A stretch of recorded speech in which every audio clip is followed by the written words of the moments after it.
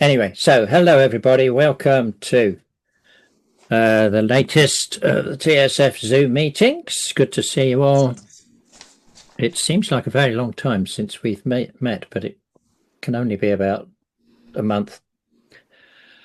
So the parish news is that we don't have one of these Zoom meetings in April because we'll all be enjoying ourselves in Manchester for our Women and Song Conference, 18th of April, that is. And bookings are coming in. We've got a respectable number of people booked already. We've got a really good program. Please go to the website to see the program and to see how to book. We hope we'll see you there. We don't know if we're actually going to be able to record it at, the kind of quality that people expect these days, but we will try and see what we can do. But apart from our next meeting, as I say, is a conference in April. But don't forget the Vaughan Williams Memorial Library are in the middle of their library lecture series. We've got one coming up this coming Tuesday, which I think is the Focus of Feminist Issue one. 7:30. So go to the Vaughan Williams Memorial Library website to book a ticket. They're very cheap. And then 14th of April, if I've got my dates right, is our own Vic Gammon, Vic and Sheila, talking about fiddle playing, if I remember rightly. So please do support them as well. And we hope we'll see you lot in Manchester. So today we've got a really good lineup. Brian, John and Richard, all three are papers that were given for the AFS conference last year, the online version. And this is the last of the AFS papers, apart from Martin's, which has been held over till, I think, May. And we hope he'll have two hands by then, two arms that work at least. Okay, so we're going to go over to Brian first of all, who's going to talk about Cecil Sharp and Francis J. Child and a few others, I suppose. Yeah, over to you, Brian. Okay, let's start my slideshow from the beginning. Yeah. Okay, start slideshow from the beginning. There we go. Can everybody see and hear everything they need to? Yes, we can. Yes. Okay, so today I'm going to be tracing the influence of Harvard Ballad scholars on the ideas of Cecil Sharp, as I probably don't need to tell you was a leading English folk song collector and, importantly in today's context, theorist. Sharp began his quest, as most of us will know, in the rural county of Somerset in 1903, mostly rural, I should say, to be accurate. And he was deeply dedicated to his task. He developed great and easy relationships with singers of a much lower social class, which I think Richard's going to be talking a little bit more about. But he collected a whole pile of songs, and by 1906 he'd already got well over 1,000, including multiple variants. So here is a well-known slide of this is Sharp working in the field, and in December of 1906 Sharp began writing English folk song Some Conclusions, which was a 150-page manifesto that was finally published in October 1907. There's a lot more to be said about the circumstances in which he decided to write that, but that's not where I'm going today. So in this book, he gave a detailed analysis of the melodies of folk songs and then advanced some proposals regarding the origins and the development and the cultural significance of the folk songs. And this is generally taken to represent the first systematic attempt to produce an overarching theory for the subject. And this was a theory that which established Sharp as leader of the folk song movement, although, of course, it's been subjected to quite a lot of subsequent criticism. So here's the book, English Folk Song, Some Conclusions, and in this book one of the things Sharp did was to draw a very clear distinction between folk and composed music, claiming that folk song developed through an evolutionary oral process and that it was essentially communal in nature. We'll explore this concept of communality in a little while. But this idea that it was composed by communities allowed him to argue that it was a pure expression of the national character and was thus deserving of promotion in the educational curriculum for the purpose of social improvement. And these theories were widely promoted in latter years by Sharp's disciples, and they became an orthodoxy which was barely challenged seriously for about 60 years. And although today's scholars will reject many of Sharp's ideas, I think most of us recognise their importance. Now, Sharp has been accused by his detractors, or one detractor in particular, of working backwards from a pre-existing fascist ideology in analysing his data and developing his model. Some of you can probably guess who claimed that, but it's pretty clearly untrue.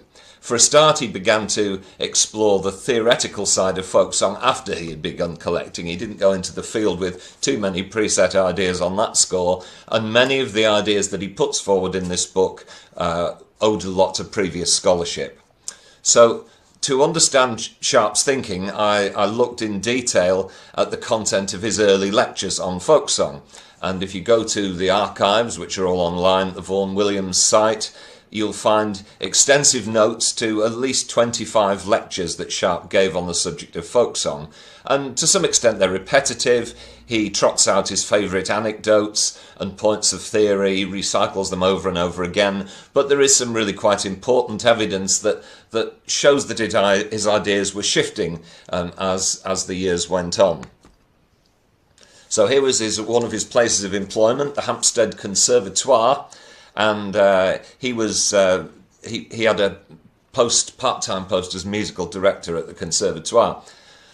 On the 26th of November 1903, which was just 3 months after he'd noted down his first folk song, he addressed his students there, and he outlined two competing theories on folk song origins, explained that some scholars believed that the songs had been made by the kind of people who sang them, the peasantry if you want to use the word, while others believed that they had been composed by professional songwriters and then spread from town to country.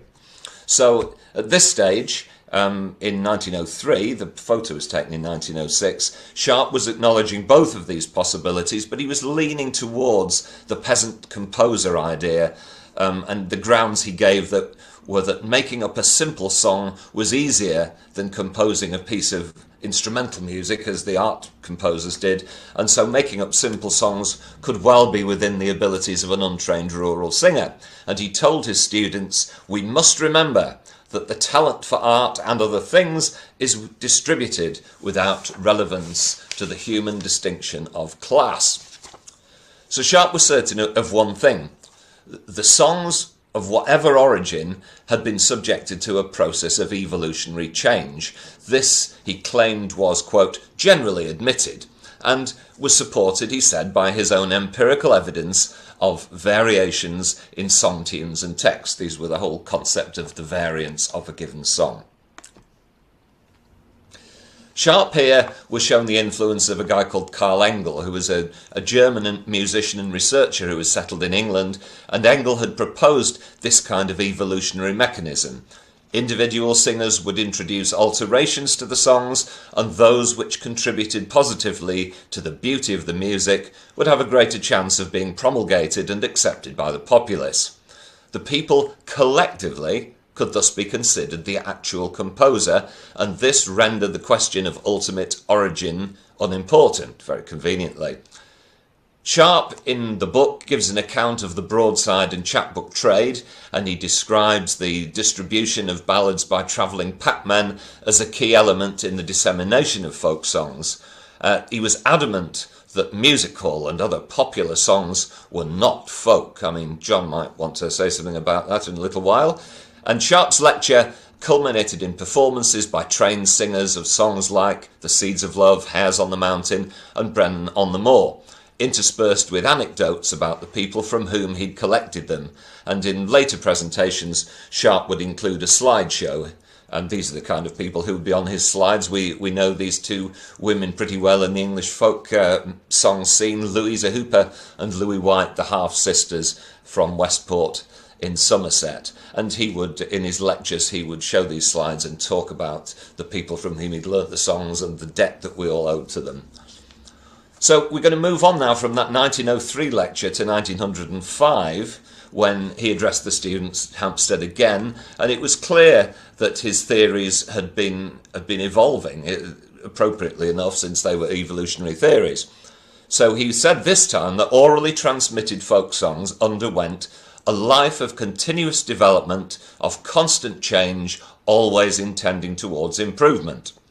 This he represented, quote, the spontaneous, unthinking invention of a community. And then he posed the rhetorical question, how could a community compose a song?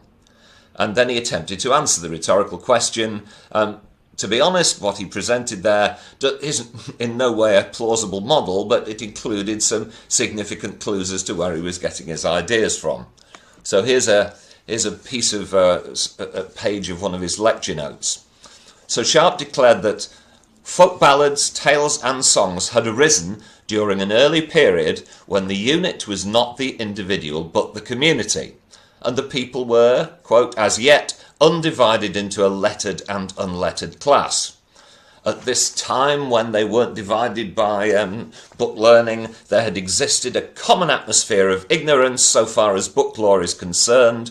One habit of thought and one standard of action animated every member, from prince to ploughboy. And as soon as I read that, it reminded me of quite a well-known piece that was penned by Francis James Child himself. This is the famous essay, Ballad Poetry, which is generally taken to give us the best idea of Child's definition of a ballad. And in that essay, Child wrote, "The conditions of society in which a truly national or popular poetry appears is a condition in which the people are not divided by political organisations and book culture into markedly distinct classes, in which consequently there is such a community of ideas and feelings that the whole people form an individual." So you can definitely see in what Sharp is delivering in this lecture some of those ideas from Child. So the question then is, well, where had Sharp got hold of them? Child's article had appeared in an American publication called Johnson's Cyclopedia, and it seems pretty unlikely that Sharp would have had access to that. So there is a missing link in this story, and here he is, Francis Barton Gummere, who was a student of Francis James Child, went on to write very volubly on the subject of communal composition, and he paraphrased that argument that Child was making in Johnson's Cyclopedia in these words. This is Gummere. "Poetry of the people is the poetry which once came from the people as a whole, from the compact body as yet undivided by lettered or unlettered taste, and represents the sentiment neither of individuals nor of a class." And you can see there unmistakable similarity with the words that Sharp is coming out with in his lecture. So there are a couple of other examples. Here's the evolutionary chain, if you like. Child's essay, Ballad Poetry, has said that the fundamental characteristic of popular ballads is the absence of subjectivity and self-consciousness.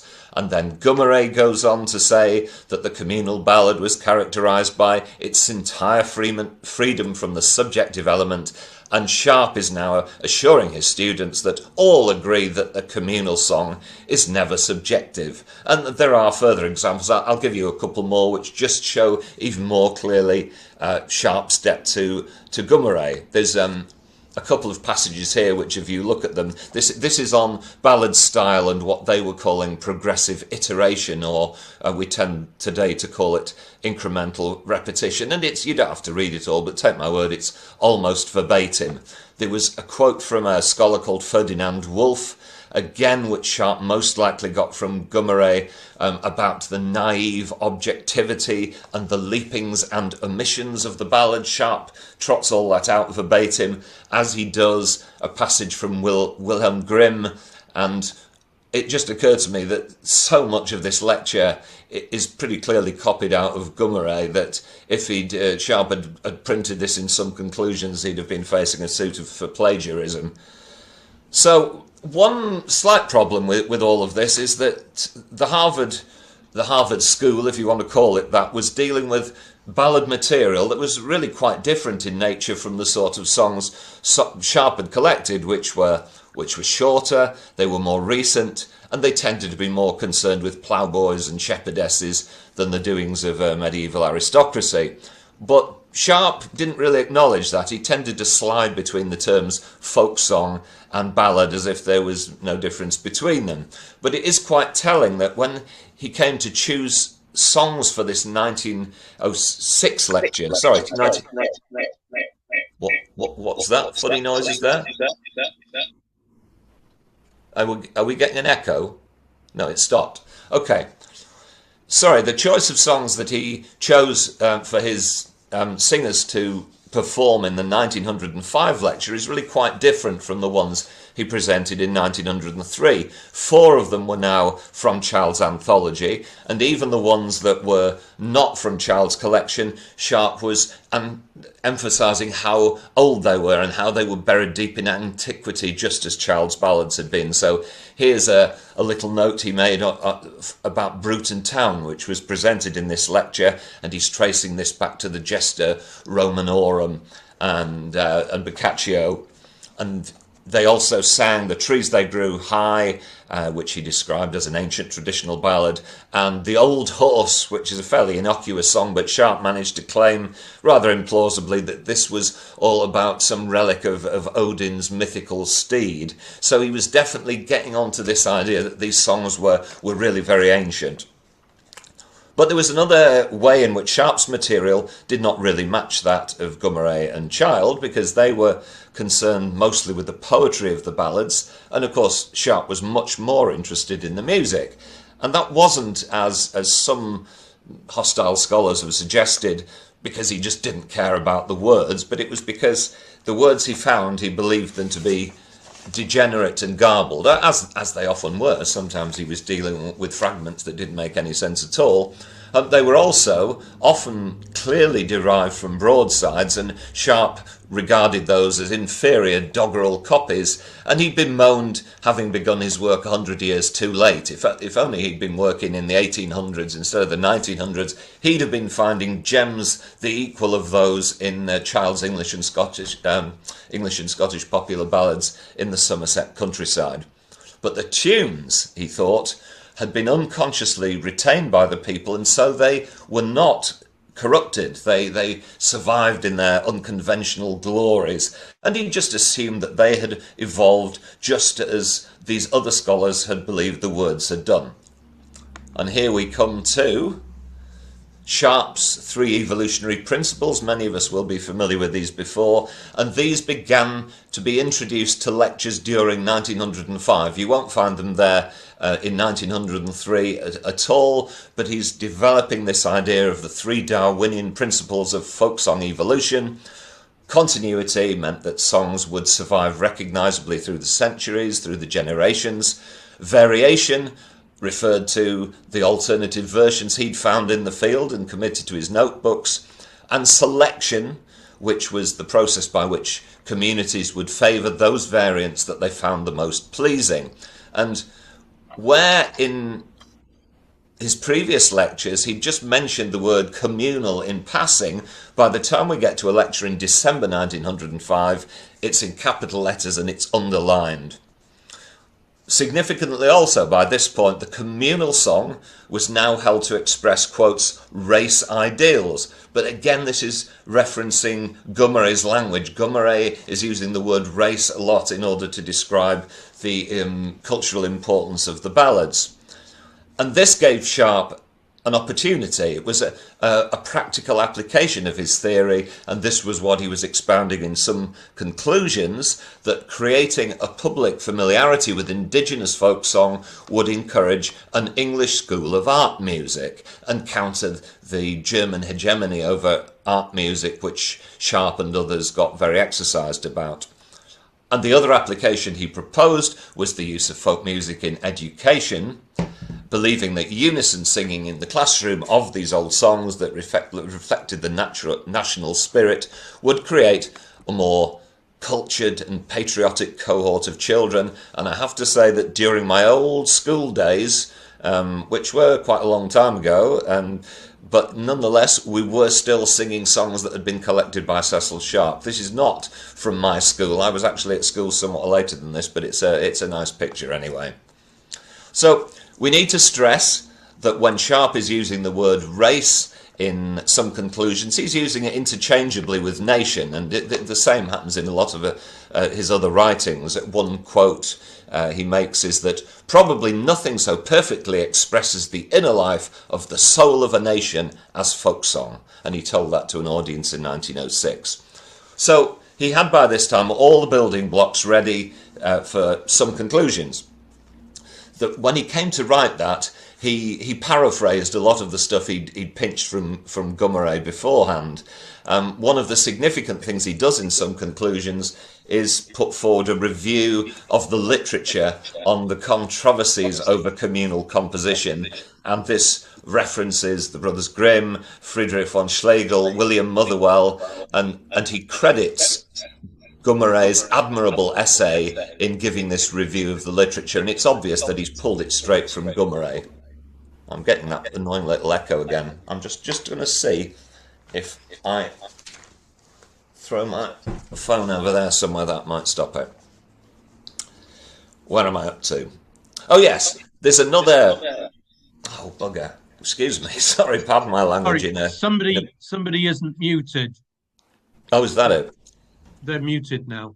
Okay. Thank you, Derek. There's another quite famous quote in some conclusions, and this was attributed to a scholar called Francis Barton, and Barton told of a 15th century German monk who was a prolific composer whose songs were later taken up by local people, and Barton wrote of this process: one man sings a song and others sing it after him, changing what they do not like. And to Sharp, this represented the very kernel of the nut. That's a quote. And Sharp was so enamoured of this idea that people change what they do not like that he quoted it in the book Some Conclusions 3 times over. But again, that was from Gummere. He had reprinted this tale of the old monk and people changing the bits they didn't like. There were some differences between Sharp's conclusions and those of Gummere. D.K. Wilgus, the American scholar, pointed these out. Gummere believed literally in communal composition by a singing, dancing, improvising multitude. People would dance in a ring and make up songs on the spot. But Sharp didn't really buy that. He kind of flirted with that sort of idea, but he balked at the idea of applying them to his own material. And he said, the folk song must have had a beginning, and the beginning must have been the work of an individual. Common sense compels us to assume this much. Every note, every phrase of a folk tune proceeded originally from the mouth of a solitary singer. Corporate action can originate nothing. Communal composition is unthinkable. This is already getting quite confusing because there are countless references in the same book to communal composition, so it's a little bit confusing about where he draws the line. But for Sharp, the essential was that the communal element lay in the process, not in the origination of the song, and he developed this famous phrase, "The pebble on the seashore is rounded and polished by the action of the waves." So essentially, he wanted to have his cake and eat it. He wanted to align himself with the communal theory of Gummere, but at the same time to reject those aspects of it that offended against rational analysis. I don't have time to go fully into the many holes in Sharp's thesis, but I will mention some of them briefly. One significant flaw is that he didn't really produce any convincing evidence that there was an improvement in the quality of the songs over time, as Engel's evolutionary model would have suggested. In fact, on the contrary, he'd found numerous corruptions in both the texts and the tunes he had collected. So that's flaw number one. Flaw number two is that Darwinian selection operates across geological time, spanning millions of years and millions of generations. And although Sharp claimed that some of his songs were centuries old, many of them, such as those from the Napoleonic Wars, obviously, dated back no more than 100 years, and you really think that that was insufficient time for the waves to have smoothed the pebble. And even if that were possible, it's very difficult to see how wave smoothing a pebble might create anything different or more complex. All they're going to do is smooth it down. They're going to not going to create some fantastic new structure. Flaw number three, he claimed to have found no historical evidence of folk song in print, but this meant that he deliberately excluded any role for broadsides, even though he knew that William Chappell, the distinguished compiler of popular music of the olden time, had stated years before that traditional songs were corrupted versions of printed originals. Sharp acknowledged that at one point, but then rejected it, chose to believe the opposite, insisted that folk songs were not, in his words, garden escapes from urban song culture. But I suppose the most serious problem with the theorising was the lack of evidence for a key plank in the evolutionary model. Remember those three principles. His historical research had established the principle of continuity, at least over 2 or 3 centuries in some cases. His fieldwork had provided a whole pile of examples demonstrating variation, but for the vital element of selection, no evidence at all, nothing but vague speculation and a rather dubious analogy with flocks of sparrows. But it must have happened, otherwise the theory wouldn't work. Gummere was sufficiently flattered by Sharp's adoption of many of his ideas that he wrote to congratulate him. "It is the sort of work that you have done which really counts. It is an unspeakable comfort to have a man who knows folk song at first hand write such words about it as you have written." Perhaps Gummere was willing to gloss over the theoretical differences for the sake of an endorsement of his principle that folk songs were composed by the common people, and an endorsement that was coming from a prominent field collector who dealt in living singers rather than fossilised texts. I'm just going to say a little bit now about Cecil Sharp and Maud Carperley's trips to the Appalachian Mountains in the 1910s. Child was also an influence here as well. This is 9 years after the publication of Some Conclusions. Sharp and Carperley's made 3 summer collecting trips to the mountains at the behest of Olive Dame Campbell, who had enticed Sharp to go over to look for songs there by showing him her own manuscript collection of ballads. She and her husband John directed them towards areas dominated by the English and the Scots-Irish diasporas and provided logistical support for the expeditions. Soon after arriving in North Carolina in 1916, Sharp began inquiring after a set of Child's English and Scottish Popular Ballads. He probably hadn't seen a copy by then, or he'd certainly seen some people's reviews of them. He was ready and willing to pay $100, which was obviously a lot of money in those days, a tenth of the entire grant he'd secured to support his first year's field work. John Campbell managed to bag all 10 volumes for $75, and that Sharp took him into the mountain backcountry with him. So when he was writing about his collecting episodes to people back at home or his sponsors, or in his diary, he always expressed the greatest excitement on finding new children, as he referred rather whimsically in his diaries to variants of child ballads. I would say, however, that claims from some critics in the USA that Sharp was interested only in English music and dances and ignored the rest, which is a quote, those are really unfair, because Sharp's manuscripts and publications contain many songs clearly made in America, as well as numerous examples of exactly the kind of material he's said to have ignored: fiddle tunes, hymns, minstrel ditties, homilies, songs of African American origin. Certainly those kind of songs are statistically underrepresented compared with British songs and old ballads, but there are plenty of them there.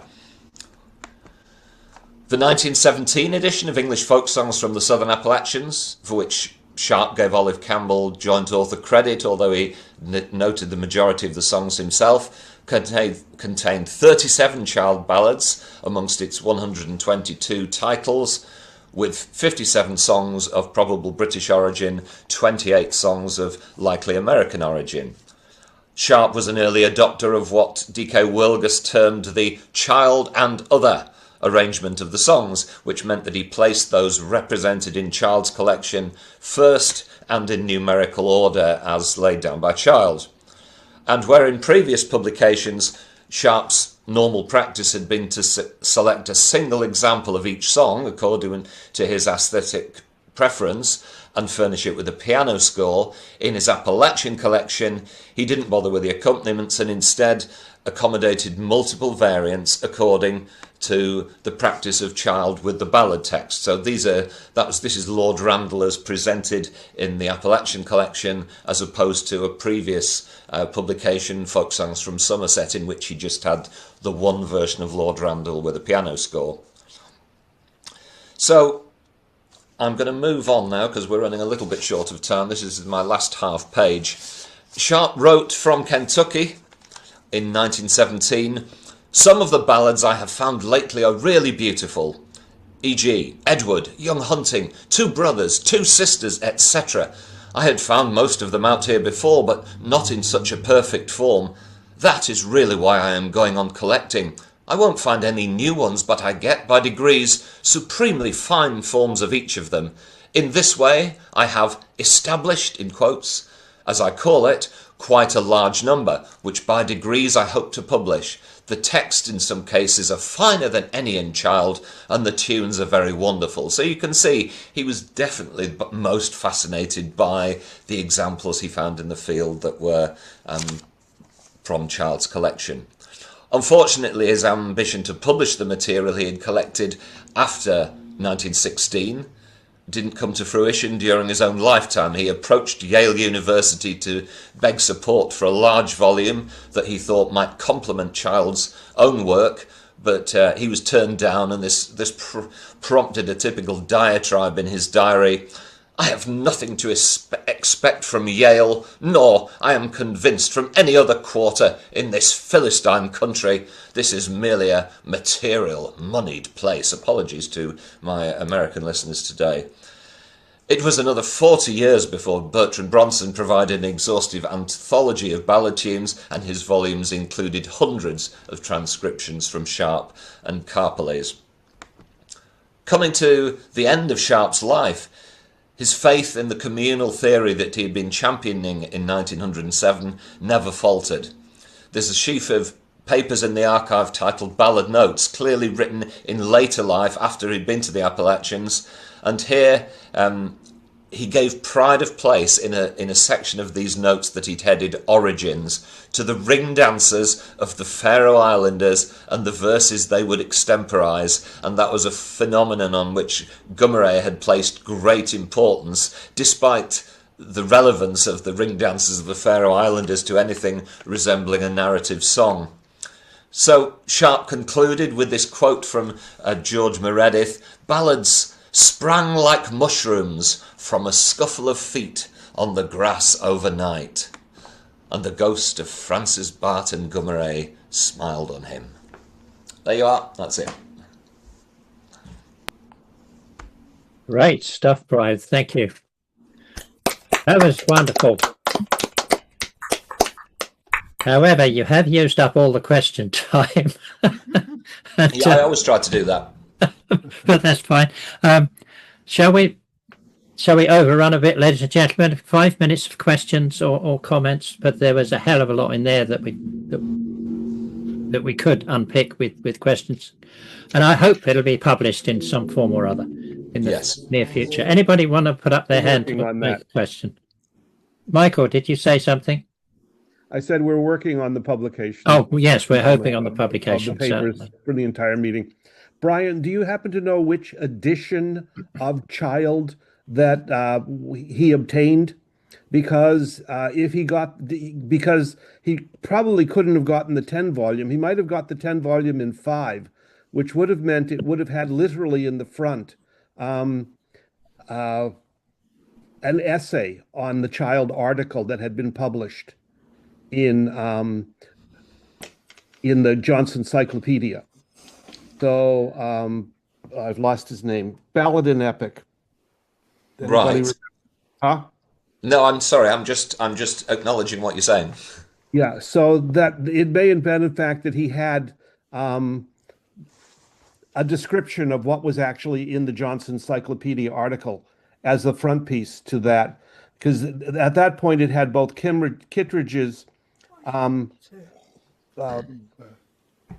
funeral oration for Child, and then it had also Professor Child and the Ballad, which was the first detailed summary of Child's article in Johnson's Encyclopedia. The other place he might have gotten it is from the 1-volume Child, which he may have also obtained, which had George Lyman Kittredge's introduction. And Kittredge is the other great student of Child in this period that had Kittredge's introduction, which has exactly the same level of quotes, both from Child and Gummere, that you described. Yeah, I think that at the time he was making those early lectures, and also when he wrote some conclusions, he had not seen, he had definitely seen Child's earlier work, English and Scottish Ballads, but he hadn't, as far as I can gather, seen English and Scottish Popular Ballads, because he refers to it second-hand, like according to other scholars, this is a really important work. But so he I had the don't very think he'd seen short it then. introduction to the 1860, but not the longer introduction. Yes, that's Thank you. right. All right, Brian, can you remind us when was Gummere's book published? I think it was shortly before 1894 for Old English Ballads, 1900 for the beginnings of poetry, and 1907 for the Popular Ballad, and 1911 for Democracy in Poetry. Sorry about that, but Brian knows we have more. This is insider. Yeah, that's good. I mean, he wrote to Anne Gilchrist later on about the Popular Ballad, but I think again the lecture notes that I was showing you would definitely rely very heavily on Old English Ballads, so that he might not have seen the later ones by that point. Right. Well, nobody else is champing at the bit, so we're going to move on. Thank you again, Brian. That was really good. Okay. Excellent. Thank you, Brian. So we're moving on to John. John Baxter with us.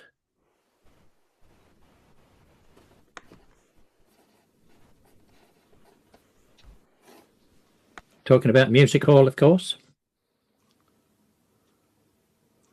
Still muted, John.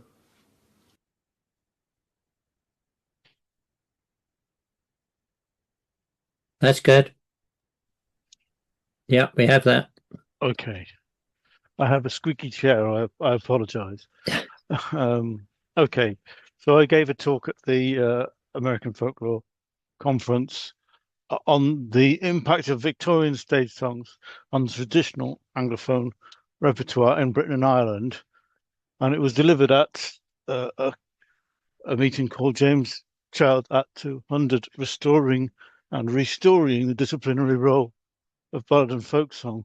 It occurred to me that we do make up very long titles, just like they used to do in the 17th century for some of these things.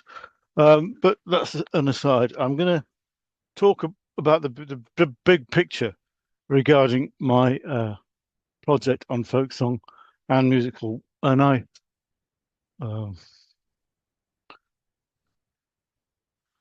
hello. So, okay.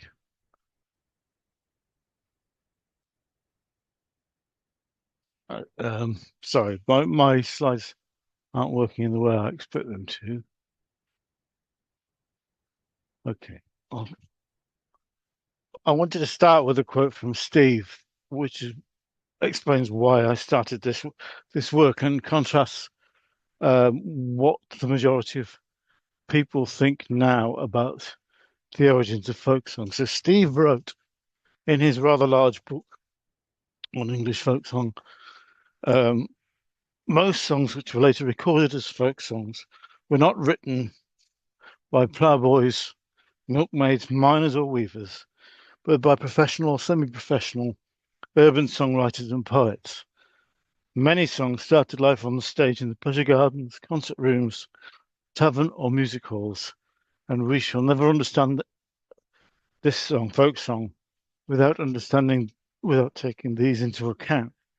And I felt that there was quite a lot of material in the book, which seemed to be an appeal to people to do more research on these areas of popular music. And certainly if you look at music hall, it was and still is under research. Most of the people who write about music hall in the big historical context are publishing in the 50s, 60s and 70s before the internet. And you can do so much more now in terms of the resources that we have. But okay. So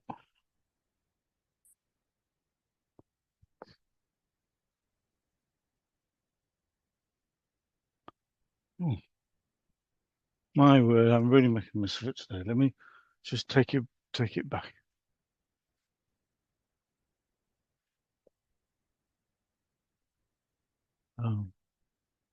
I apologize. My computer is not behaving in the way I'm expecting it to.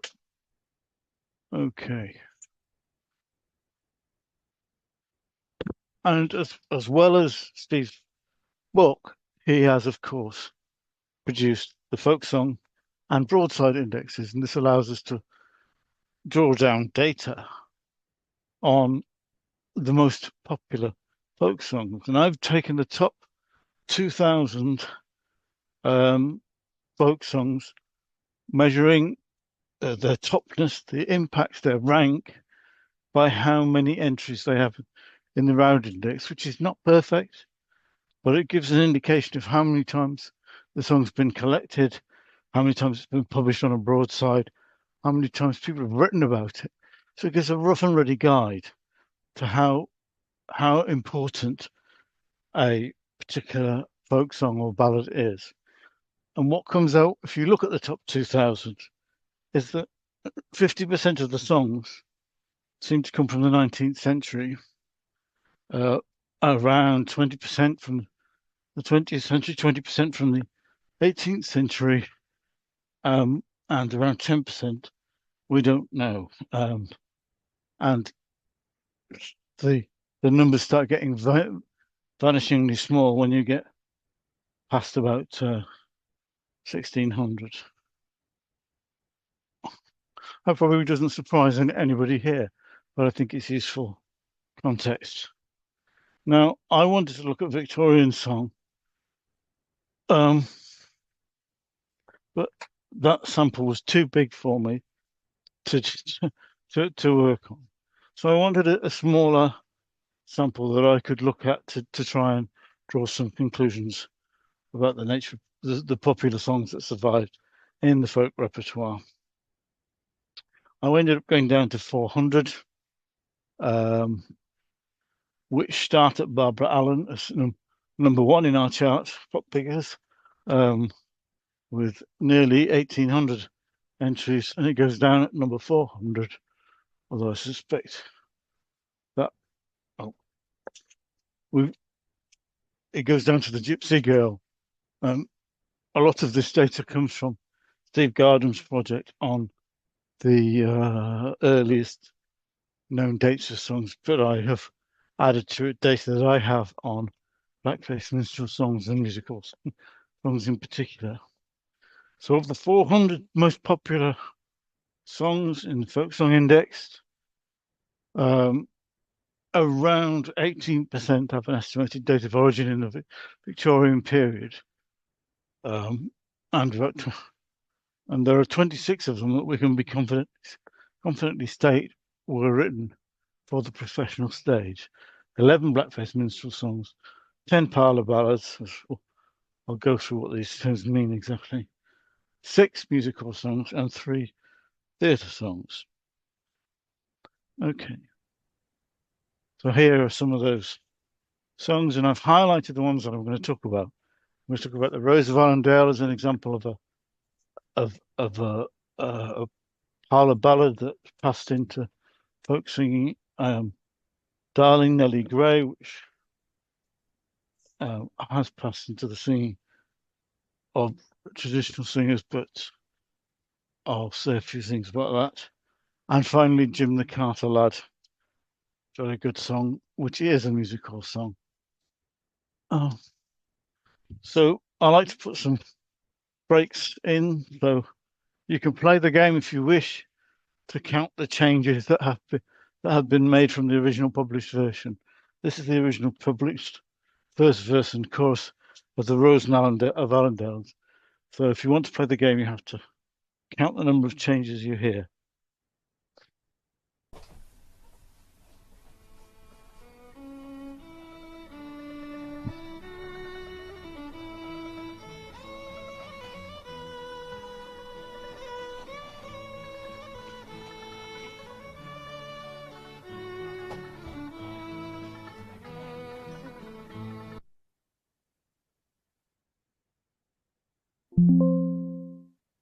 Sound has stopped, John. Yeah.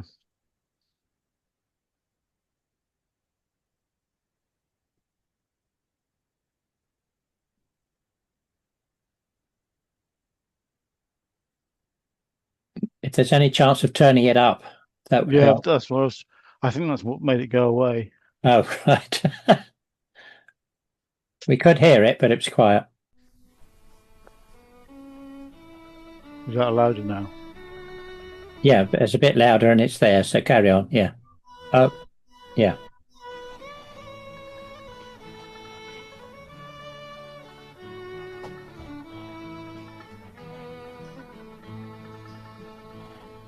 The moon was bright, the night was clear. No breeze came over the sea.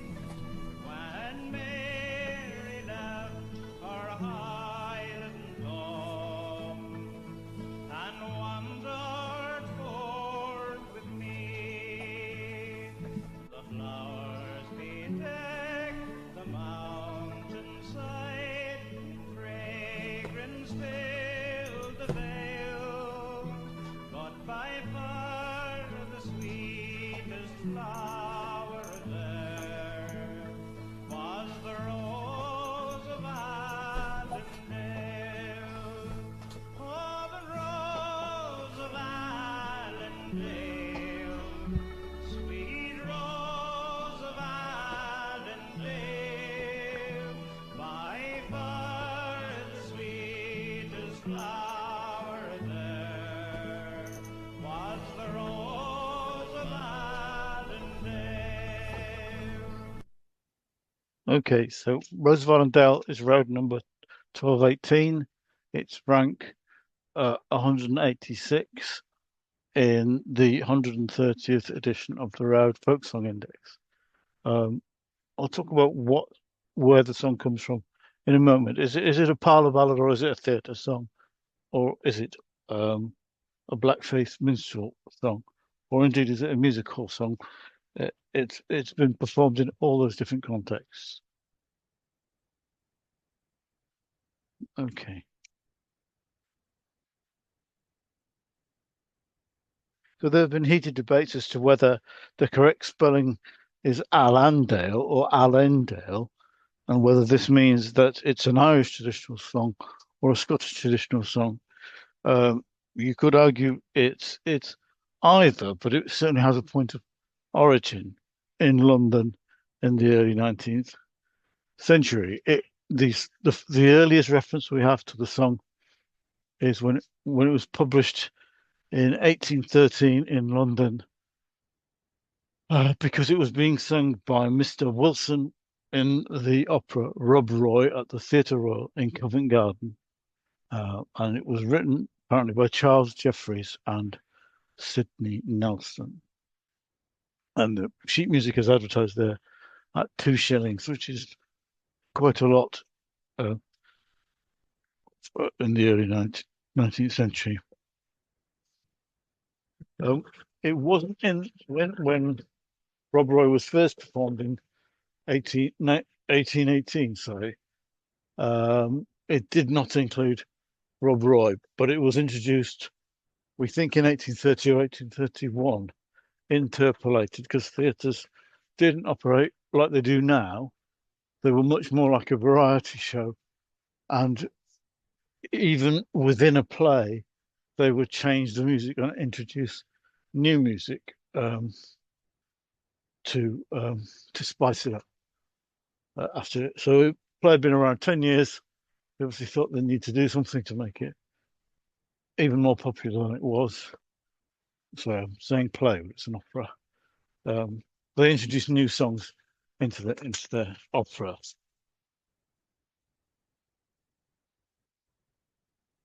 Didn't mean to scoot forward then. Okay. Now I'm using the term parlour ballad, and it's important to note that this isn't a contemporary term. No one at the time would call it a parlour ballad. Parlour ballad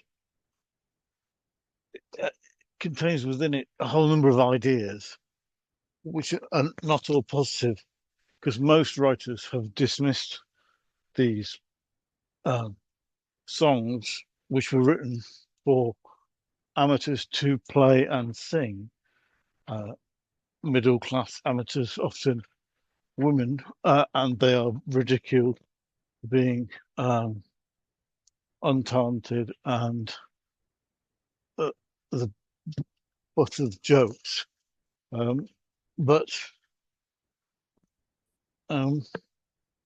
So a more accurate term might be to call them drawing room ballads, but then that relies on a distinction between what the parlour is in the house and what the drawing room is, and I'm not confident that I can do that convincingly. But there were these ballads that were written by composers like Charles Jeffreys and S. Nelson, who were responsible for lots of well-known songs at the time, and probably the best-known songs that we would know of them now are Mary of Argyle and Jeanette and Janelle. Now, parlour ballads, using the modern term, were promoted through ballad concerts, or touring concert parties, often organised by music publishers, but also sometimes organised by songwriters or instrument makers, advertising new pianos or harmoniums or whatever. The music of the parlour ballad had its origins in English opera, in the collections of and arrangements of traditional airs and national airs that were published in the early 19th century. And they tended to reflect romantic ideas of Scotland and so on. And interestingly, this sort of production was passed on into the later blackface minstrel tradition, where, as you can see from the adverts at the bottom, if you can see, the Moore and Burgess minstrels were doing a gala performance of Scottish national music, including this song and others like it, Mary of Argyle. So the romanticisation of Scotland was featuring in blackface minstrel performances in 1880, and you can also find examples of similar things where blackface minstrels were performing romantic songs about Ireland. And the Rose of Ireland, I don't have time to go into it now, was also sung in the very early music hall. So it isn't one thing. It was written as a theatre song, marketed as what we call a parlour ballad. It was performed in blackface minstrel shows and in the music halls. If something became popular enough, it would be reproduced in all the possible venues. People would just sing it wherever they were.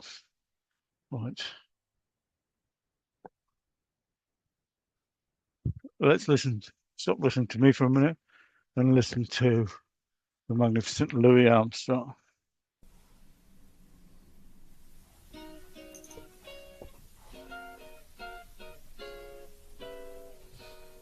Oh, my poor Nellie Gray, they have taken you away, and I'll never see my darling anymore.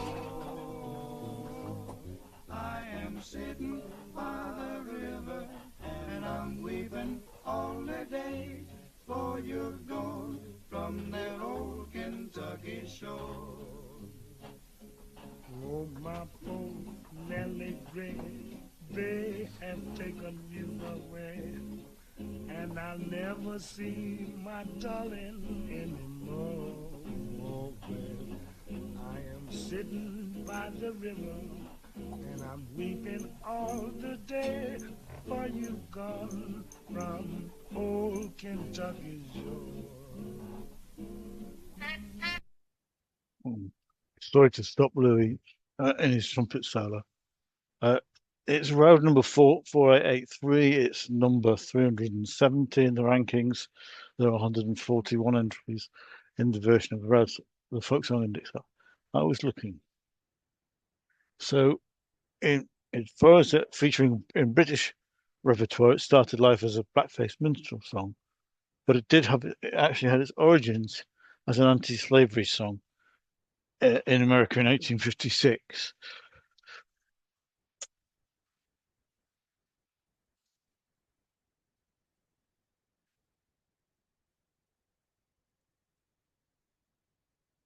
So there are some important points to remember to contextualize something about the discussion of this song. Parlour songs and blackface minstrel songs were generally aimed at the same audiences, respectable middle class audiences, and they were often highly sentimental songs, but they also touched on the major political issues of the day, not always in ways that I would agree with, but sometimes you could argue they were broadly progressive, in particular in the field of abolition. And these songs did touch on things like abolition, poverty, temperance, female emancipation, were all things that featured in the parlour ballads. One thing we can say about blackface minstrel songs is they didn't tend to be associated with a single performer. They tended to be, because it was very difficult to keep track of who was who in the minstrel world. You would find that there were two different Christian minstrel troupes touring with that name at the same time with different personnel, and they would break up and reform. But the bottom line is that when the song crossed the Atlantic to England, it became it was sung in the context of blackface minstrelsy. I won't go into the details of how it came to be written. It's an interesting story. It was a young man who met a slave who allegedly did have a girlfriend called Nellie. Right, he escaped from slavery and had to leave her behind. But I'll leave that story for another time. Oh yes, but one important thing to draw out from this song is The person who wrote it sent it off to music publishers and thought nothing more of it. But years later, several years later, he found out that it had been a huge hit, a multi-seller. So he wrote to Ditson's, the music publishers, and said, "Am I not owed any royalties, given that you're now saying this is one of the best-selling songs of all time?" And the reply was, "Dear sir, your favour received," your favour meaning your letter, "your favour received. Nellie Gray is sung on both sides of the Atlantic. We have made the money. You have the fame. The balances are in account." So basically, the music publishers told him to sod off. They wouldn't give him any money for the success they'd had with the song. And songwriters were seen as the lowest of the low in the 19th century, across the board in different forms of music. David Day of Francis and Day said that basically you could get monkeys to write lyrics. Why should these songs have any value? Let's moving swiftly on, and another minute or so of song. My name is Jim, the Carter lad, a jolly cock and pie. I always am contented, be the weather wet or dry. I snap my fingers at the wind and whistle at the rain. I brave the storm through many's a year and can do it again.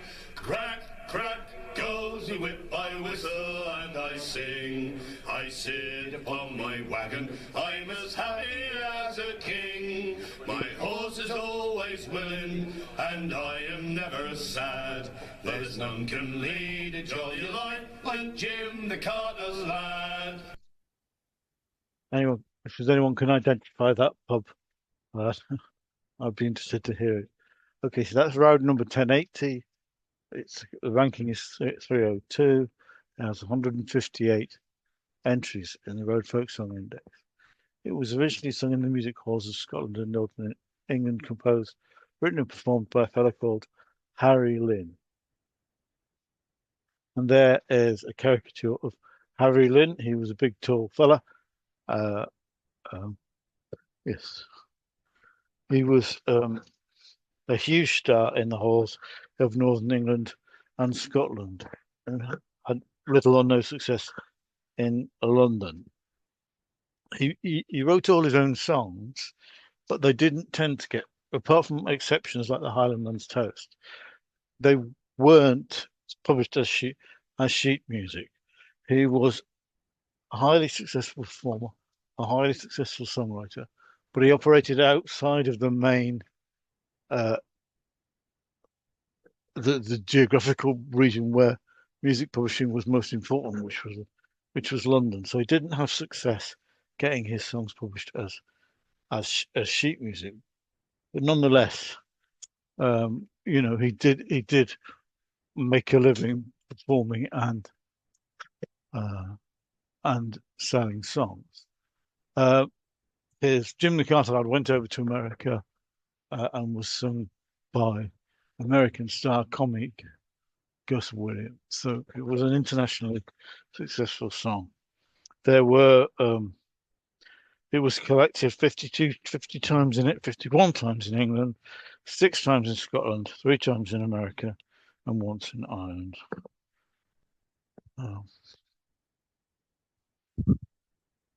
So I have sort of jumped through rather quickly 3 forms of songs and said some odd things about how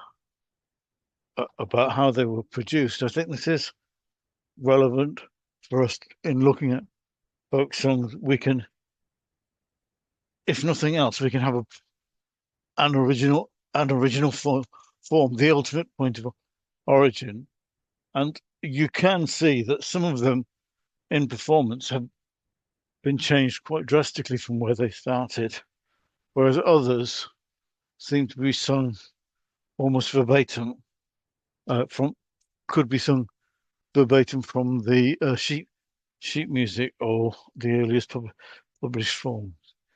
There is this overall sort of topography of song production.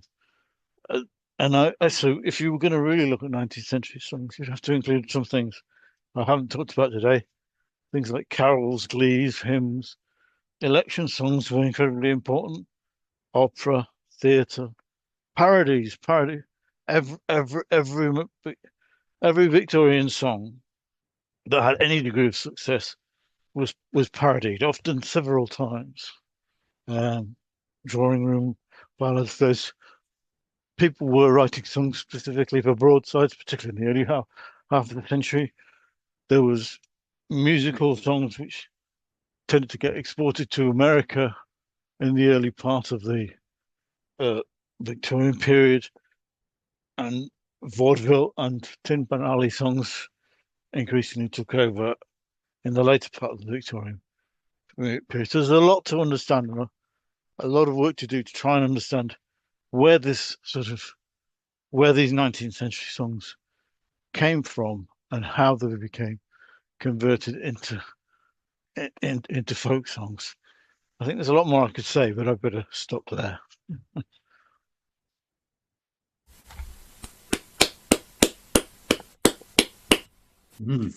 Great, thank you, John.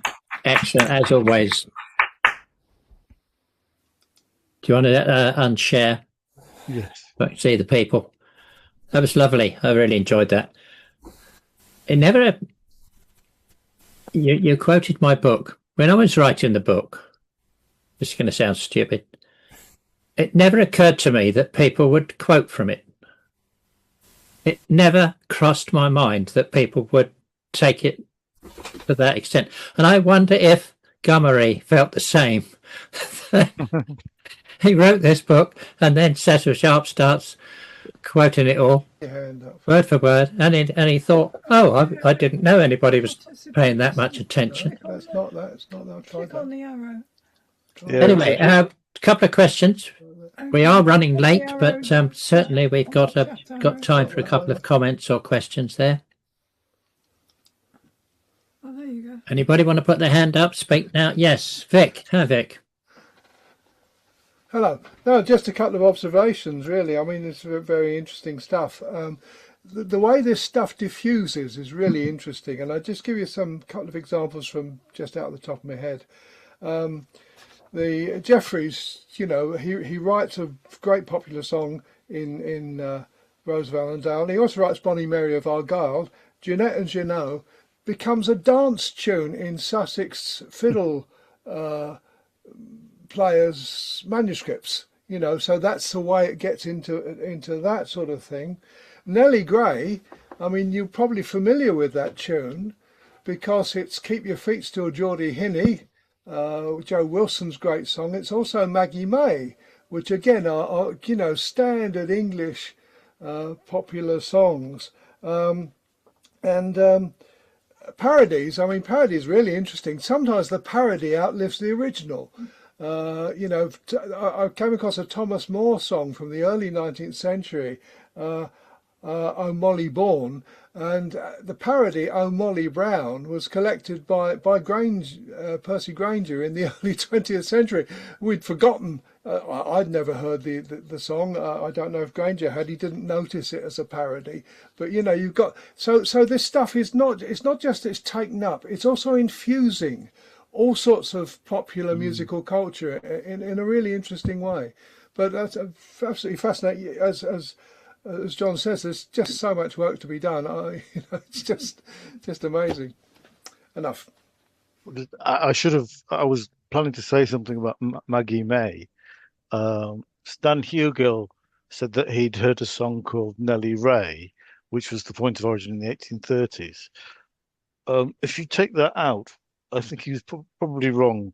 The Nellie Ray that I can find is from 20 years later.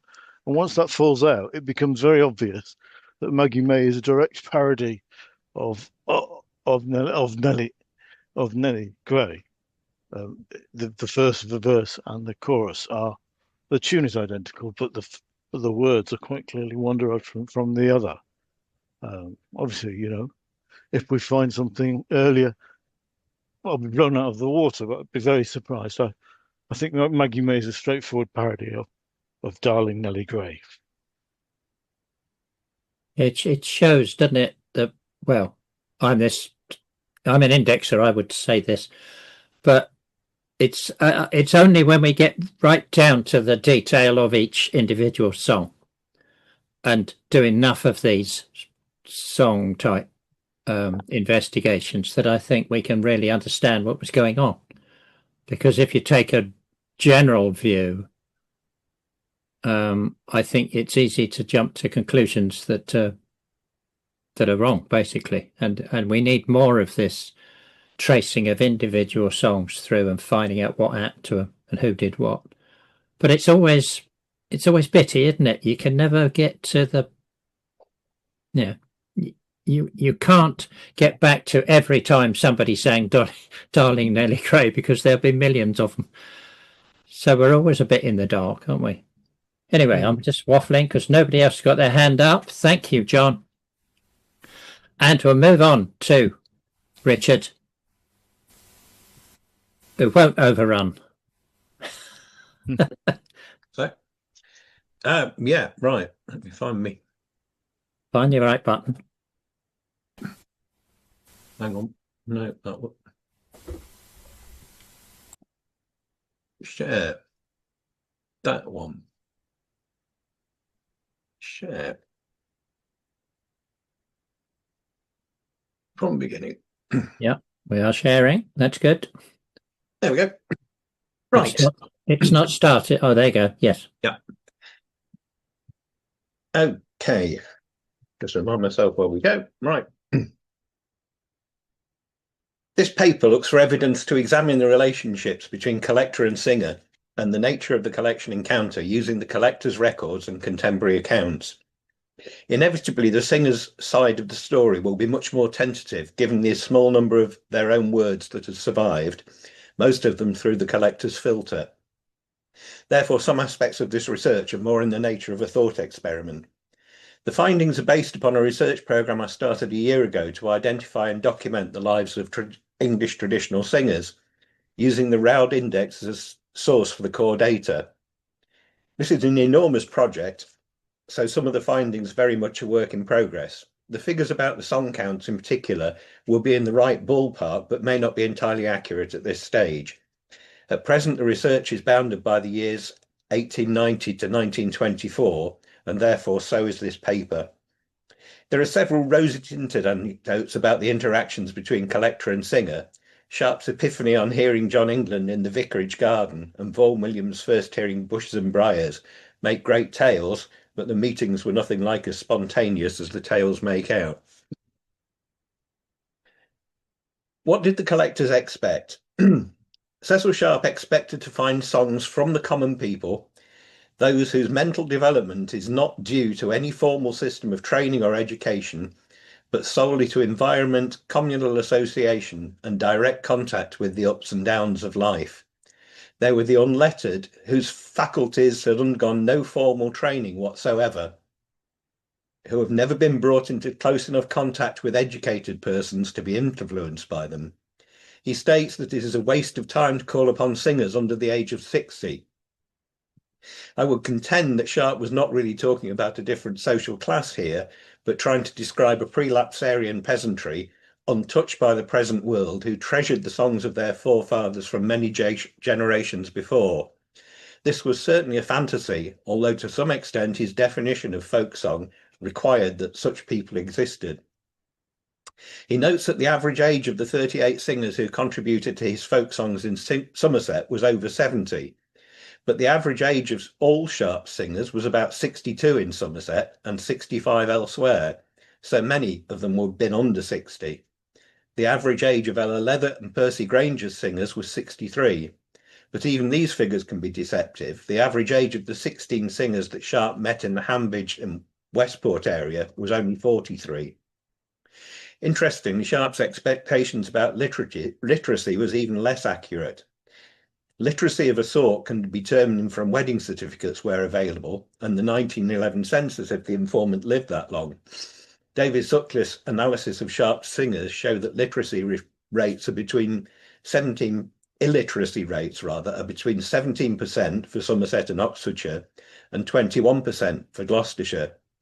Only 22% of Ella Leather and Percy Granger singers were illiterate. Lucy Broadwood gave her informants notebooks for them to write their songbook words in, with good results as seen on this slide. Overall, only about 1 in 5 would have been able to read a broadsheet or write a simple set of words. Sharp's definition implied rurality, and it was among the agricultural labourers that he found the majority of his singers. 52% of his male singers were labourers, 32% were agricultural labourers. But in my database of singers so far, the proportion of labourers is running at 61%. In reality, Sharp's singers were not as old or as unlettered as his theory proposed, and only just over half of them were labourers.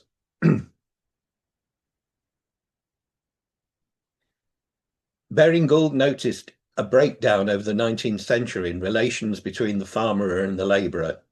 All the good feeling is at an end, and in place exists a rankling hostility between the tiller of the soil and his employer. A report of 1917 by Rowntree states that, to judge from local impressions, the farmer and their men in many English villages seem to be drifting further apart. There was a resentment among the labouring classes towards their employers and the gentry starting from the time of the enclosures. Although none of the singers in this period would have witnessed the loss of the common land in their village, many would have felt the after effects during their childhood.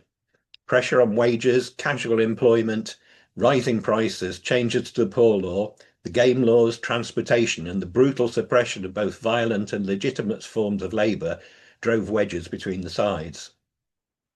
Many of these vicissitudes found expression in the songs collected in the early 20th century and would certainly have touched the lives of many singers. For example, Alfred Williams collected a version of Botany Bay, round 261, from Henry Wassail Harvey, which concerns a swing riot rather than the more usual poaching affray. The singer had witnessed the aftermath of just such an event in his home village of Cricklade in Gloucestershire. Williams writes, "The old Wassail Harvey of 90 years, whose mother led him up the street to see the debris after the riot when he was a young child. The next day the yeomanry troops were on the scene, the ringleaders were arrested and sent for trial and then dispatched to Botany Bay." The image of the skeleton on the plough is from a leaflet encouraging attendance at a meeting of the Somerset farm labourers at Ham Hill near Yeovil in 1885. The photograph beneath it shows participants at the same meeting in 1910, 25 years later. Ham Hill is just 2 miles from East Chinnock, where Sharp noted 15 songs from Harriet Young, charwoman and labourer's wife, in 1905. The Norfolk singer, Walter Pardon, inherited several political songs calling for organisation and opposition to the class divide.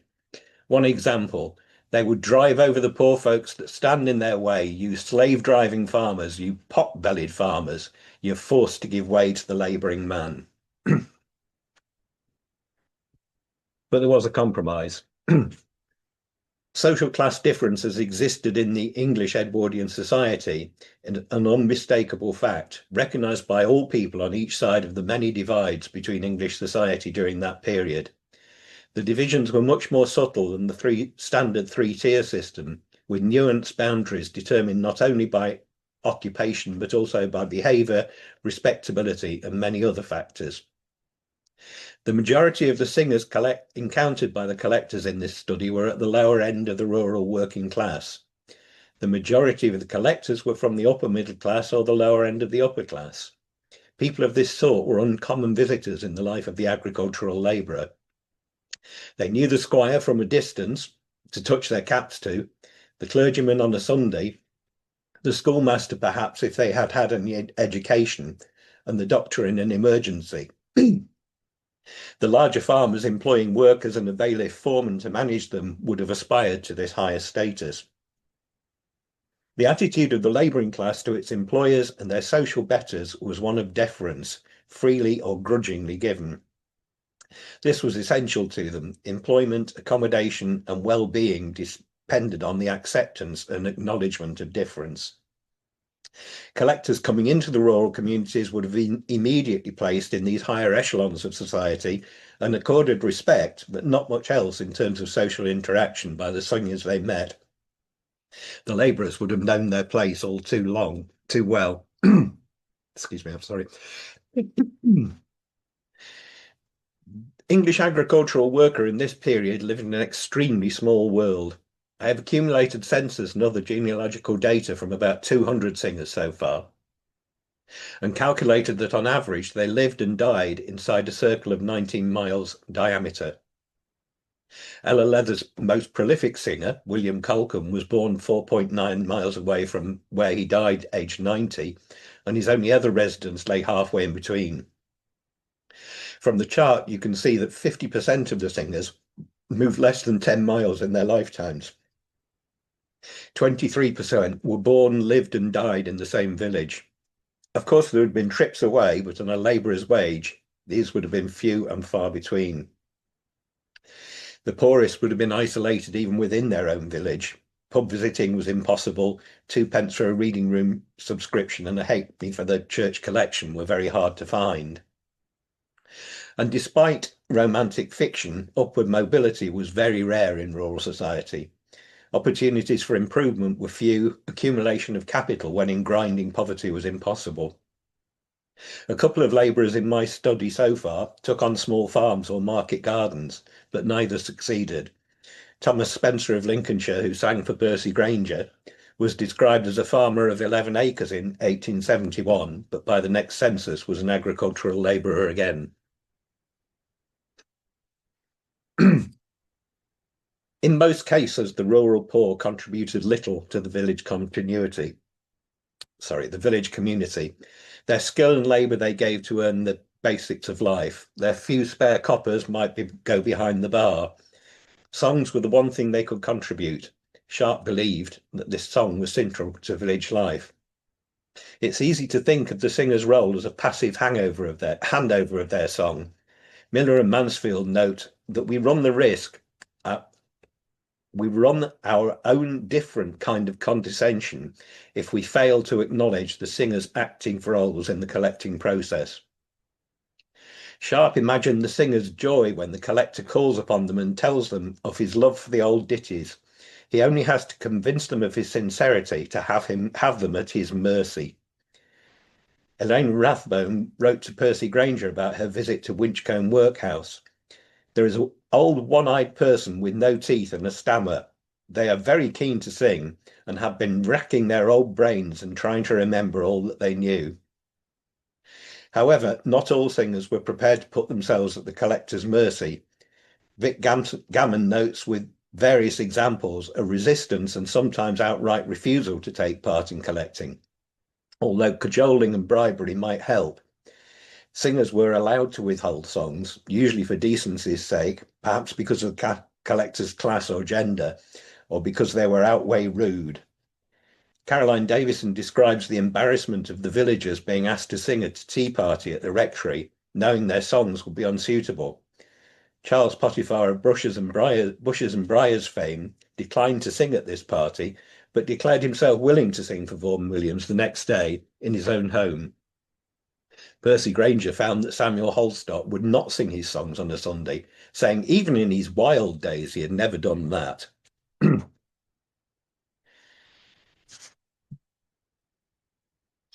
It is clear from the writings of the collectors they placed a high value on the beauty of the songs, or more particularly their tunes. But with the exception of Percy Grainger, few collectors made any attempt to record the details of the singer's musical performance beyond the core tune, and the recording of the lyric was frequently neglected.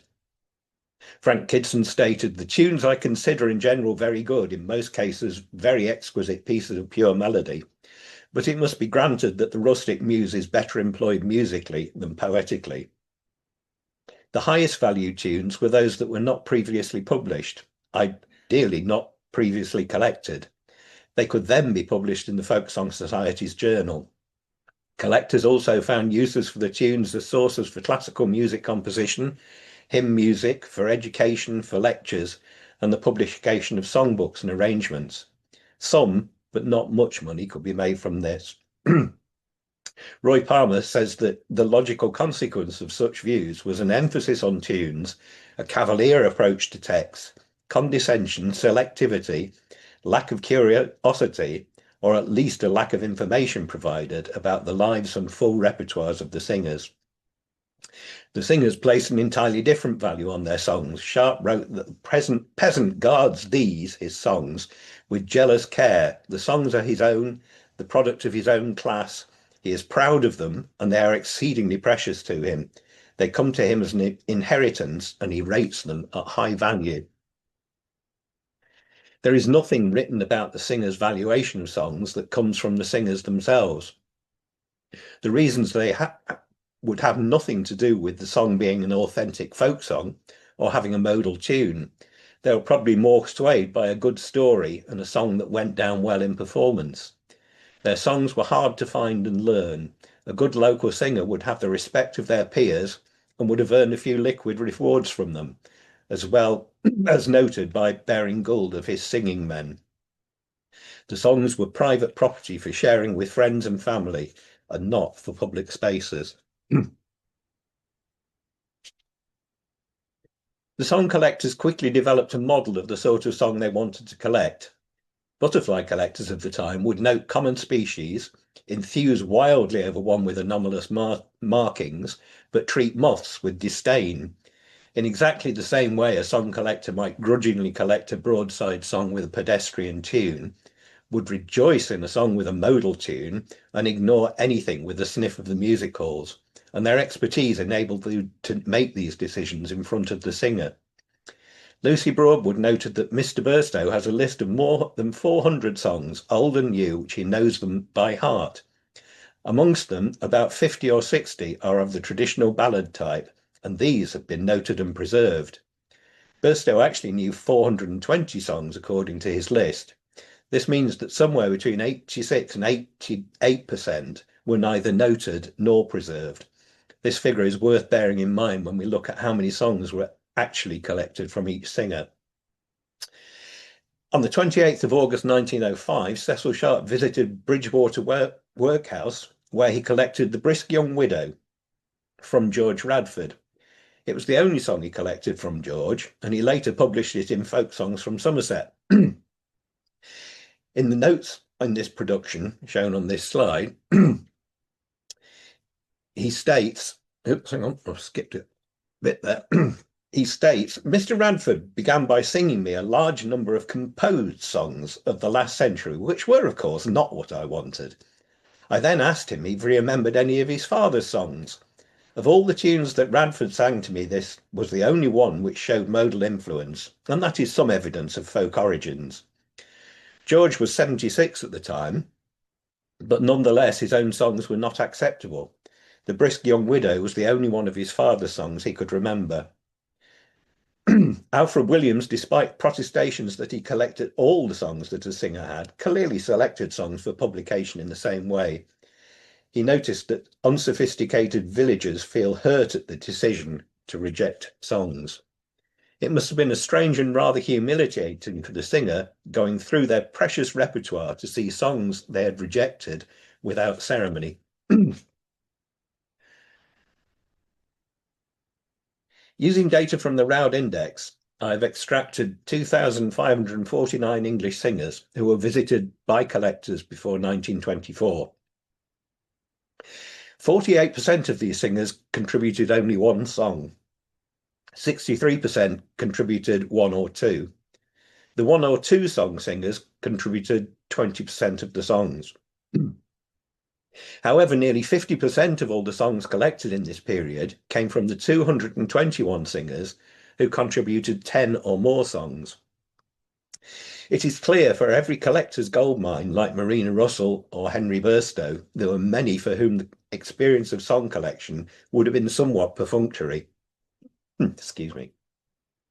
Strangely, although this requires further research, the singers with few songs were just as likely to produce the rare song that collectors were looking for as the more prolific singers.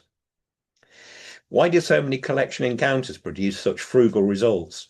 At least some of the singers may have only had one song, their party piece, but in many cases I suggest that the collector only wanted the one song for reasons just discussed.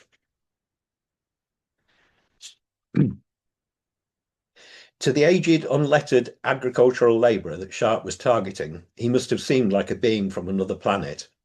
Given the divides of education, class, language, accent and outlook that separated the average collector from the average singer, it is remarkable that meetings were productive at all. Some collectors were more accustomed to the culture of their singers.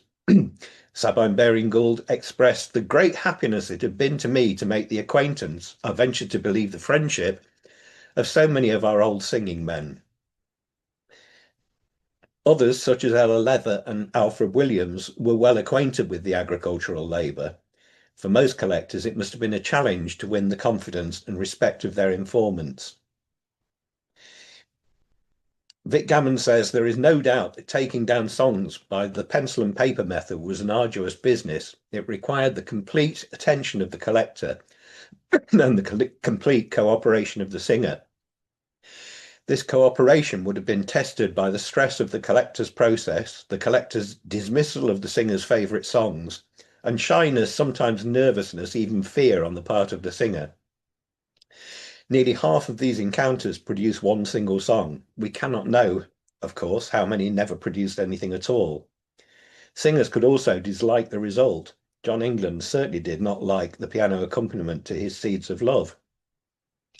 It is not surprising that nearly half the songs were collected from singers with whom the collector managed to build an exceptional relationship.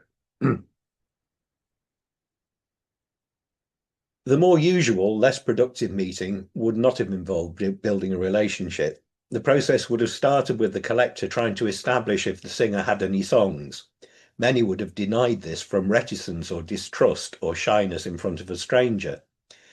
If the first hurdle was passed, the collector would then try to establish if any of the singer's repertoire matched his selection criteria, and this must have been a rather brutal process.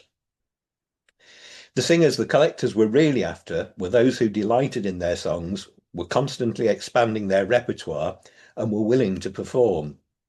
Whether these were quite the unlearned, unlettered peasants of their theories is another matter. Some collectors and singers made close relationships, and these were usually the most productive. Sharp had close ties with several of his informants, such as John Short, Lucy White and Louis Hooper, and Emma Overd. Baring-Gould was close to many of his old singing men, like Robert Hard, who gave him 80 songs. And there were many other prolific singers, such as Marina Russell, Henry Burstow, and the Verrills. I'll look briefly at two less well-known examples. William Colcombe, labourer, singer and storyteller, was born in Herefordshire in 1834. He was often in the Webley workhouse throughout his life, but by the time he met Ella Mary Leather in 1904, he was a permanent resident. Leather was unable to notate the tunes, so she involved others, including Butterworth, Vaughan Williams, to come and collect from Colcombe. Leather and Colcombe clearly had a congenial relationship. She writes affectionately of him in her book Folklore of Herefordshire. He often met her in the workhouse with the greeting, "Got another bit for you, missus." Elijah Isles, labourer and basket maker, befriended the song collector Alfred Williams in about 1915. His daughter told Williams that Gramps, as the family called him, was dull of understanding. Williams refuted this in his writings, clearly admiring an old rustic of 95 who could still remember 53 songs from his youth, as well as talk intelligently about farm work, the locality, its history, politics, and even astronomy. The last chapter of Williams' book, Round About the Upper Thames, is devoted to a meeting between the two men, and it is well worth reading as an example of an exceptional bond between singer and collector. Although the records are scanty, some conclusions can be drawn as to the nature of the song collecting singer interface. The majority of meetings were probably short and relatively unproductive, with no songs or only one or two recorded. we can only surmise how many ended in complete failure. Although many were probably amicable, it is easy to imagine the collector's frustration and the singer's humiliation as the singer's repertoire failed to match the collector's demands. On the other hand, the minority of singers produced the majority of songs. Given the social and cultural divides which separated the parties, it is to the credit of the collectors and the singers that relationships of mutual respect and willing collaboration were formed. And it is from these meetings that the largest number and the finest jewels of our English folk song heritage were preserved, and for which we should be very grateful. Thanks for listening.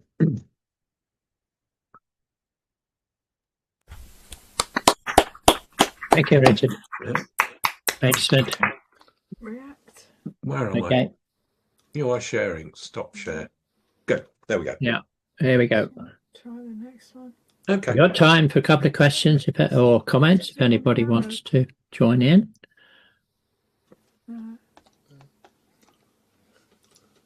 Again, I think it's interesting, Richard, when you start trying to come up with statistics for, you know, who collected what, where, how many, and so on. Click on the arrow. That it really does reveal quite a lot of stuff that we didn't know. Again, it's the detail. Which one? It's the detail that matters. Yes. Yeah. Well, I mean, you know, as I said, it all came from the Round Index, but I've just sort of about faced it a bit. So it's looking at the singer counts and things like that. It's coming up with some very interesting stuff. Yeah, exactly. And it's especially now when our collectors are under so much attack from various quarters, as Brian would tell you. It's good to know that they were human. Yeah. They did their best, poor chaps and chapettes. No more questions? No comment? I can't seem to see how to do it, Steve. Okay, well, no, go ahead, obviously, I think it's really, really interesting, your statistic of 46% one singer. I wouldn't have guessed it was that low, and I think it's very interesting to take this wider survey. I mean, you've got to work with what you got, but it's really good. Just one observation: the lack of distance that the people seem to move. I mean, that might be a reflection of the period you're talking about, 1890s, well, 1870s onwards. You had this flux out of the villages, that they moved to the towns in big numbers. A lot of them, of course, had always been attracted to the navy and to the army. And so, I mean, what I suppose I'm really emphasising is I hate this idea that rural England before the 20th century was this place of people who never went anywhere, because some clearly did, and some clearly stayed. We've got coppers in the graveyard for centuries. I know that, but there are also people who went, never came back to Rottingdean. I think it's that sort of thing. I think the simple answer to that really is that we're looking at the data of the collectors absolutely collected. So the ones they found were the ones who stayed, the ones who moved into the towns. The point, And the other thing, I mean, again, it relates to this 46% had one song. I mean, I do think there are these people, I mean, who were who saw themselves as singers, for whom it was enthusiasm, for whom it was Burstow is probably almost the supreme example. But a few have come down to us, like Walter Pardon and so on, and Harry Cox, who made it. It was their hobby, their interest, and they were different from the people who knew a song or two and could give a song or two. And I just think that is extraordinarily interesting as well. Thanks, but it's a very worthwhile project, I think, in spite of the limitations of the data and so on. I still think it's really good. I think one of the collectors, I can't remember who, sort of sneeringly referred to Burstow as a collector rather than a traditional singer. Yeah, but I think that's always going to be the case, I mean, anybody who's really interested in the songs is going to gather them from all over the place, aren't they? I mean, Bob Copper was, I mean, in a modern sense, a collector as well as a singer. But I think that goes right back, people, we looked some time ago at that early 19th century songbook, and the guy obviously had drawn songs in from where he could get them, I think they were collectors in that way. I mean, not in the sense of going on to publish them, but I think that they, singing was a thing they did. It was what gave them particular identity and a particular sort of interest. Yeah. Moving on swiftly, Brian. Hi, Richard. Hi. Yeah, very interesting. I'm interested in your use of statistics and the point Vic made about singers with one song. I mean, I'm thinking of Bob Copper collecting the Bold Princess Royal from Wintry Adams, who is the most fantastic performance, but that appears to have been his only song. That's what he told Bob. But on the other hand, you've got somebody like John England, who had a whole bunch of other songs, but Cecil Sharp only wanted the Seeds of Love. So there was definitely a filtration process. But the point I wanted to make was I think actually Sharp was, at least in the cases we know about, and bearing in mind that there are many of these sort of just people who there was a very brief relationship with who we don't know about, but I think he was actually quite good at letting people down gently. We know that he collected a couple of musical songs from Louis Hooper and Lucy White, and I think he specifically said it was to spare their feelings. Oh. I haven't yet checked what date that was in his relationship with them, whether that was whether he'd only just met them and was desperate not to alienate them. But I can also think of instances in the Appalachians where he says, these people didn't know any folk songs, but they were great company and great hospitality, and I had a lovely afternoon there. So I think he was perhaps not being as brutal as you might be suspecting. And I also think that there was another famous guy called Frizzly Bill who turned up to the collecting session having consumed a bottle of moonshine on the way.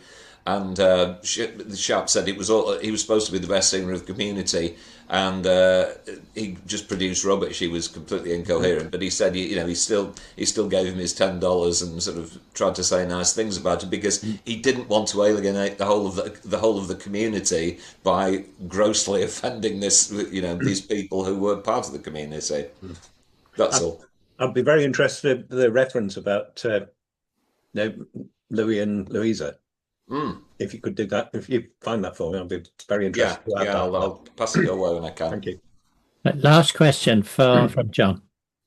Yeah, I just wonder if has anybody looked for other evidence of people's repertoire? So people like Henry Burstow I did a quick and dirty search for him, and you can find quite a lot of stuff about his bell ringing going back to the early 1860s. So it's just whether all these endless lists of penny readings and trade union meeting songs and agricultural labourer meetings where they ended with several songs, should we be looking? Well, I'm saying we should be looking through newspaper records to see whether the name pops up. Yeah. I mean, I wouldn't say that it may not happen every time, but it would be interesting. And certainly for Henry Burstow, his bell ringing activity is reasonably well described from quite early on. So you'd have to go through it all to see whether there's any mention of him singing. But yeah, I mean, from my experience so far, the newspaper searches are a bit hit and miss. Yeah, it's not the same as searching the census data or whatever, but it is well worth doing, certainly from the little I've done so far. And of course, not every newspaper has been digitized by any means. This new one's being added weekly, so we're still at the beginning of that kind of research. Anyway, we've got to wrap it up, ladies and gentlemen. Thank you for being here. That was a really good set of papers. Hope you'll agree. And we'll see some of you in Manchester in April, and the rest of you we'll see on Zoom. I've forgotten the date of the meeting after that, but look on the website. We haven't set one yet. I don't think we've set one yet, have we? Haven't we set one? Okay, that's why I can't remember it. No, we need to do that. Anyway, we'll let you know soon. So thanks for coming. Oh, Steve? Yes? Is the programme for the April conference on the website? Because I haven't seen it yet. Yeah, it's not necessarily in the right order yet, though. Okay. Yeah, so the details of all the talks are on the website. Yeah. And you haven't booked yet, Brian, so you ought to. Well, I wanted to see what the papers were going to be. All right. We'll see you all again. Bye-bye. Thank you. Bye now.